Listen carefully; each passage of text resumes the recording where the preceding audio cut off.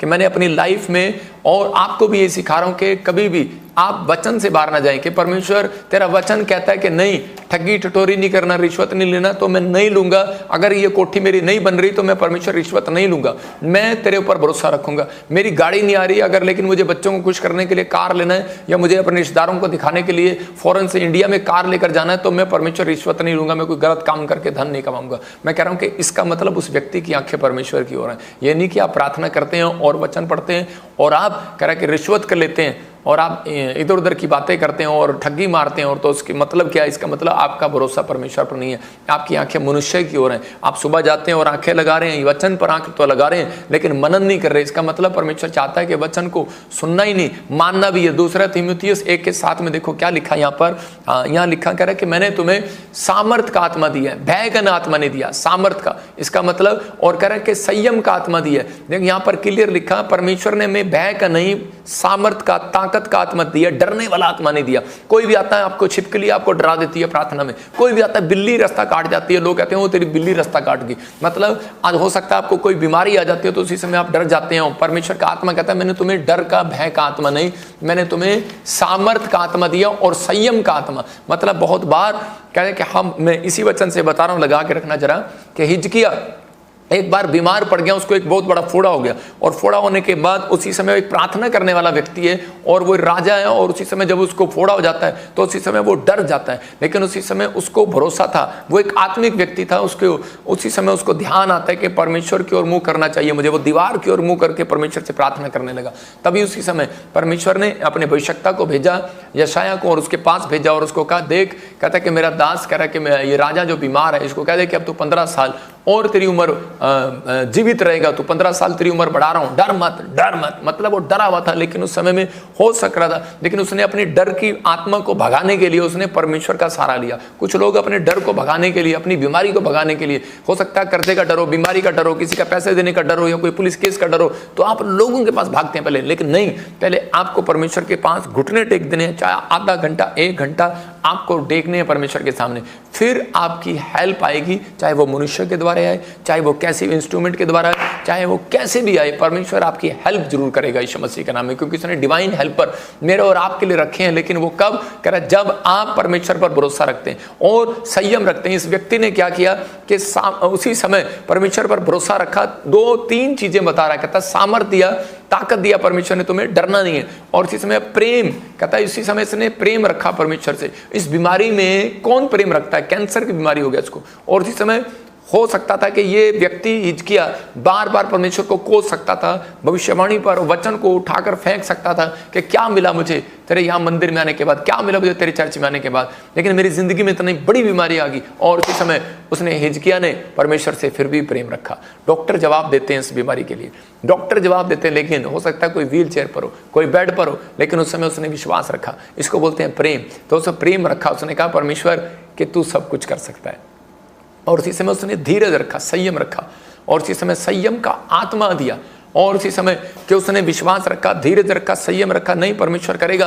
तभी परमेश्वर ने उसके संयम को देखने के बाद, प्रेम को देखने के बाद, क्यों पहले भी आ सकता था परमेश्वर, घंटों घंटों क्यों से प्रार्थना कराई अगर वो इतना पवित्रताई में चल रहा था, लेकिन परमेश्वर उसके संयम और प्रेम को ढूंढ रहा था। और इसी समय जब उसने संयम और प्रेम दिखाया, तब परमेश्वर ने उस समय अपने भविष्यवक्ता यशायाह को भेजा और उसको कहा, कह ये अंजीर की टिकिया, एक पत्ते की टिकिया बनाकर इसके फोड़े पर रख दे और ये चंगा हो जाएगा। और उसी समय उसने लगाया और वो चंगा हो गया। मैं आपको बता रहा हूं कि वो परमेश्वर के बात को मानने से चंगा हुआ, अंजीर की टिकिया से चंगा नहीं हुआ। वो परमेश्वर के दास की बात मानने से चंगा हुआ। याद रखना, कह रहा कि आपका आत्मिक जीवन जब खराब हो जाता है, कह रहा कि जब आप परमेश्वर के दास की बात नहीं मानते, जब आप वचन को नहीं मानते। मैं आपको ऐसी एक गवाही बता रहा हूं कि मेरी मिस्ट्री में मेरे पुराना एक मेंबर अमृतसर से जुड़ा हुआ था हमारे साथ। तो वो उसकी बेटी जो व्हील चेयर पर थी, जब वो लेकर आए, तो वो उसके साथ हमारा एक बड़ा अच्छा संबंध है उसके माँ बाप के साथ। वो बड़े मतलब उसकी बेटी को देखने के बाद मेरा दिल बड़ा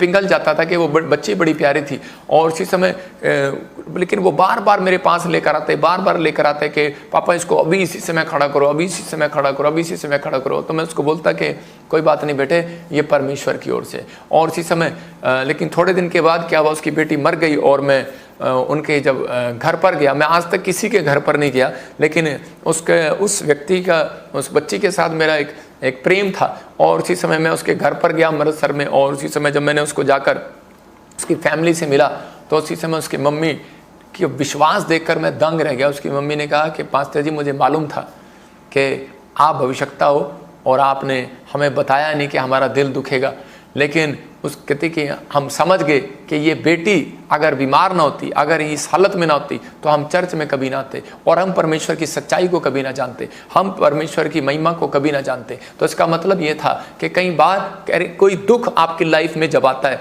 कई बार कोई मौत आ जाती है किसी के घर में, कोई प्रॉब्लम आती है, कोई बड़ा हादसा आता है, तो आप डरे नहीं, निराश ना होए। इसका मतलब क्या है? परमेश्वर ने कह रहा कि आपको स्वर्ग देने के लिए बुलाया, आपको शांति देने के लिए बुलाया, आपको अनंत जीवन देने के लिए बुलाया। This is the last generation. मैं कह रहा हूं कि बाइबल के according this is the last generation. हो सकता है कह रहा 30 साल के बाद प्रभु आ जाए, मैं कह रहा हूं कि बहुत जल्दी प्रभु आ जाए, और इसमें बाइबल बोलती है कि बहुत जल्दी वो आने वाला, शीघ्र आने वाला। लेकिन मैंने उनको समझाया कि बेटे के आपकी जैसे ही मैं उस घर में घुसा, मुझे पहली बार एक दर्शन आया कि किसी के घर में घुसते ही कि एक स्वर्गदूत उस लड़की को अपनी गोद में लेकर खड़ा और यीशु मसीह मुझे दिख रहा था वहां पर। तो मैं उसी समय देख रहा था, तो मैंने उसको बताया, मैंने कहा पहली बार मैंने किसी के घर में ऐसा देखा।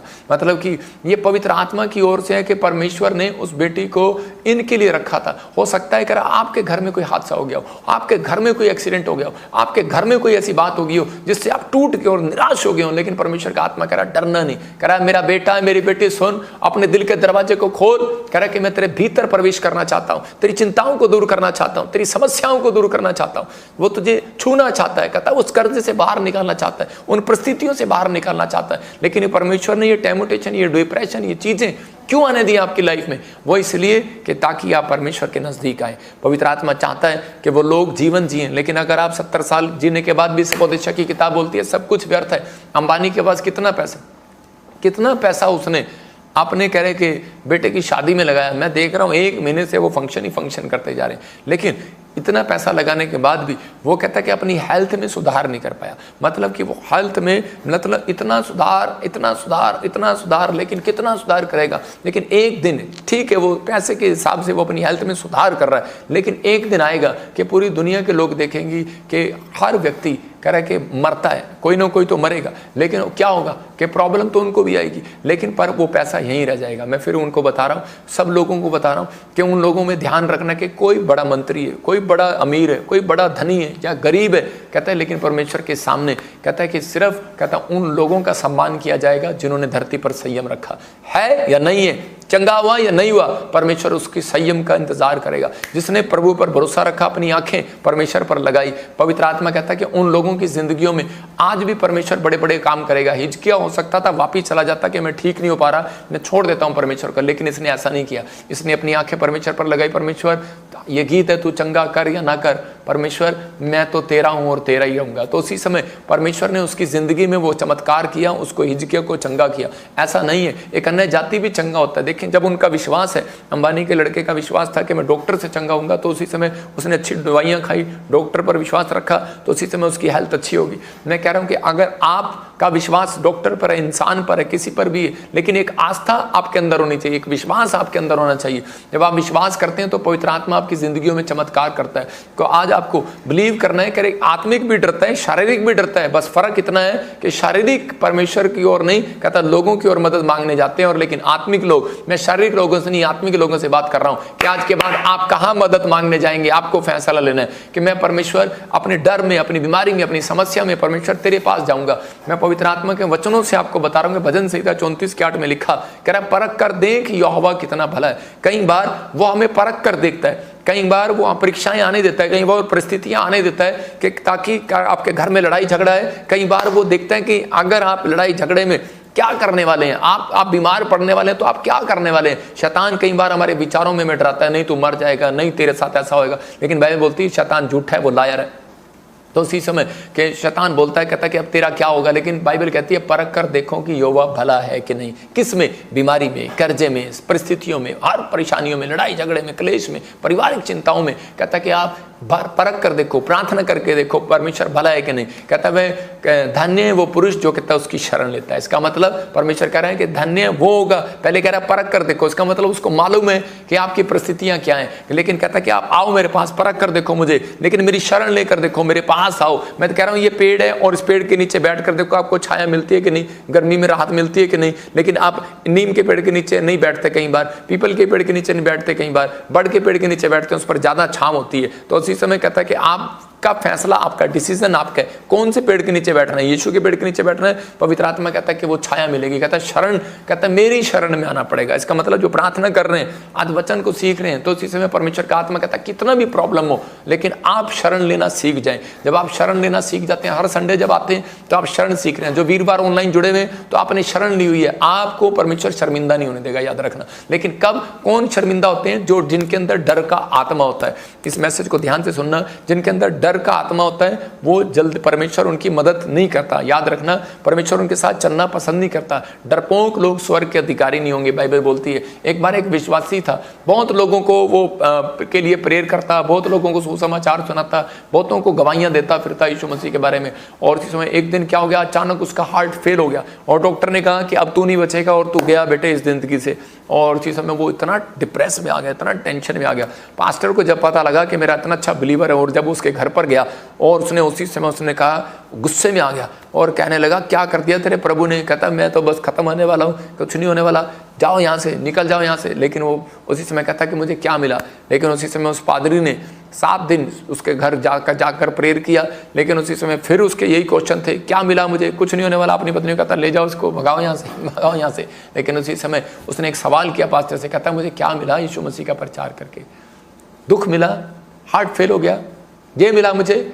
उसने कहा भाई सुन, कहता मुझे क्या मिला तेरे घर आकर, तेरे लिए 7 दिन प्रार्थना करके। वो शर्मिंदा हुआ, उसको समझ में आया कि मैंने 7 दिन इसको रोटी भी नहीं पूछा, पानी भी नहीं पूछा, ये 60 किलोमीटर से तेल खर्च करके मेरे घर पर आता है। और उसी समय क्या पता बस में आया, किस में आया, कार में आया, मैं तो देखने भी नहीं गया, लेकिन ये कैसे आता है, 60 किलोमीटर से मेरे पास आ रहा है और मेरे लिए प्रार्थना कर रहा है। और इसी समय कहता है इसको मैंने कभी 10 रुपये भी नहीं दिया, 1 हफ्ता लगातार आ रहा है, 60 किलोमीटर से चला जाता है, मैंने इसको रोका भी नहीं अपने घर पर। लेकिन कहता है कि मैंने तेरे से क्या लिया, क्या किया तूने मेरे लिए? कहता है कि क्या दिया तूने? मेरी प्रार्थना का फल। शर्मिंदा हुआ और इसी समय कहने लगा, कहता है मुझे माफ़ करो। कहता है कि मेरी आंखें जो है, कहता है इंसान पर लगी थी कि शायद कि अब मैं ठीक हो जाऊंगा, पता नहीं कुछ होगा या नहीं होगा। कहता मैं डर गया था। और इसी समय उसने प्रार्थना कराया, उस दिन विश्वास से प्रार्थना कराया। अगले दिन आप विश्वास करेंगे, डॉक्टर बोलता है उसकी रिपोर्टें नॉर्मल थी। याद रखना, जब तक परमेश्वर आपको परखता है, आग की भट्टी में ईंट को जब तक परखा जाता है, कह रहा है जब तक वो उसकी ई बस ना हो जाए। और इसी समय जब ईंट पक जाती है पूरी, बाहर निकाल कर उस पर पानी डाला जाता है, ठंडा किया जाता है। मैं कह रहा हूँ कि आपका पिस्टन गर्म हो रखा अंदर का, कि जब आप बीमार हो जाते हैं, कर्जे में होते हैं, समस्या में होते हैं, बूढ़े हो जाते हैं, काम नहीं बनता, पैसा नहीं आता, फाइनेंस नहीं आता, उसी समय आपका भी अंदर से पिस्टन जो है, बुलेट का जो पिस्टन होता है अंदर से गर्म रहता है, डग डग डग डग, गुस्सा आता रहता है। और ईंट के साथ भी ऐसा ही होता है, कह रहा है उसके ऊपर पानी डाला जाता है, पता भी आपके भट्टी में से निकल के आई है, परीक्षा में से निकल कर आई है। तो हो सकता है, कहता कि जब आप बीमार होते हैं, मैं ज़्यादातर जो ज़्यादा लोग बीमार होते हैं ना, उनके घर पर कभी नहीं जाता, क्योंकि मुझे पता है भाई साहब उनके घर पर जाएंगे पिस्टन गर्म हो जाएगा।